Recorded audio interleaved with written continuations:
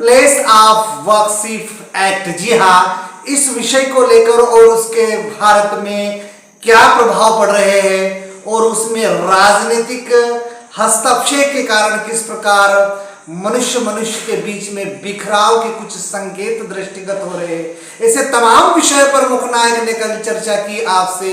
और आज उसी विषय को हम और उसकी ओर प्रकाश डालते हुए उसके तथ्यात्मक आंकड़ों पर भी बात करेंगे और उस संदर्भ में जो कानून बना है वक्फ एक्ट 1991, उनमें क्या प्रावधान है, इसका सिंहावलोकन करेंगे। अभिवादन स्वीकार कीजिए बालकृष्ण बाविस्कर का, और बात करना चाहता हूं मुख्य बिंदु पर। जी हाँ, प्लेस ऑफ वक्फ एक्ट यानी कि पूजा अधिनियम 1991 के उन धाराओं पर प्रकाश डालेंगे जिसके कारण आम जनमानस पशुपेश की स्थिति में है और जो राजनीतिक के इर्द गिर्द है वे इस बात का उन्हें इल्म नहीं है कि आखिर ये एक्ट क्या कहता है, क्योंकि दृष्टिकोण राजनेताओं का होना चाहिए धर्मनिरपेक्ष, मानव के प्रति प्रेम, इंसान को इंसान की नजरों से देखिए, दो शब्द ही सही मगर प्यार से बोलिए। इन्हीं पंक्तियों का उदाहरण लेते हुए बात करना चाहता हूं मैं।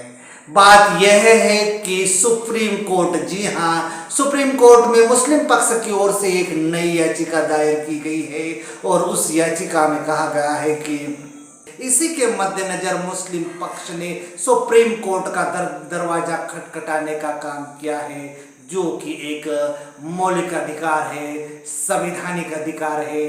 अनुच्छेद 32 कहता है, इस अनुच्छेद 32 के तहत बाबा साहब अम्बेडकर ने कहा है कि इसके तहत संवैधानिक अधिकारों के लिए सुप्रीम कोर्ट के दरवाजे खटखटाए जा सकते हैं।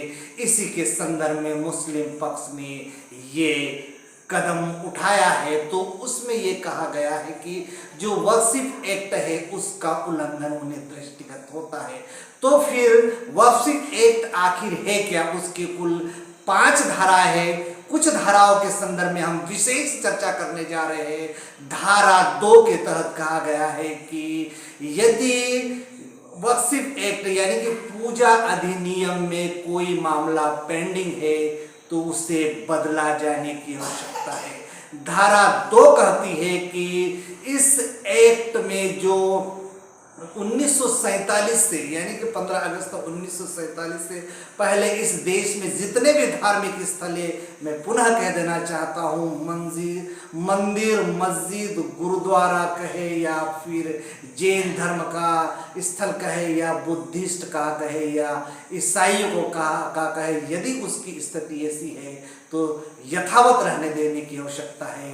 उसी प्रकार धारा 4(1) और धारा 5(1) भी इस बात का उल्लेख करता है कि कहीं न कहीं धार्मिक स्थलों पर जस की तस रहने देने की आवश्यकता है। इसमें सबसे महत्वपूर्ण और पशुपेश की जो आम लोगों के बीच में जो धारणा है और आम नेताओं का जो एक पक्षीय दृष्टिकोण है, उसी को समझने की नितांत आवश्यकता है।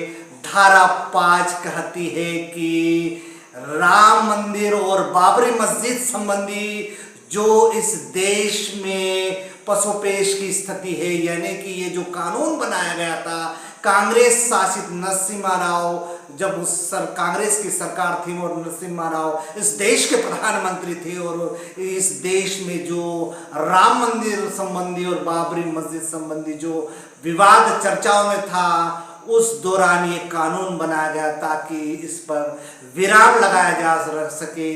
परिणाम स्वरूप नरसिम्हा राव सरकार ने ये अधिनियम पारित किया और उस अधिनियम की धारा 5 कहती है कि राम मंदिर और बाबरी मस्जिद संबंधी मामले में ये धारा लागू नहीं होगी। और यदि इस कानून का उल्लंघन किया यानी कि धारा 2, धारा 3, धारा 4(1) और धारा 4(2) का उल्लंघन किया गया तो उसको 3 वर्ष की दंड का प्रावधान है।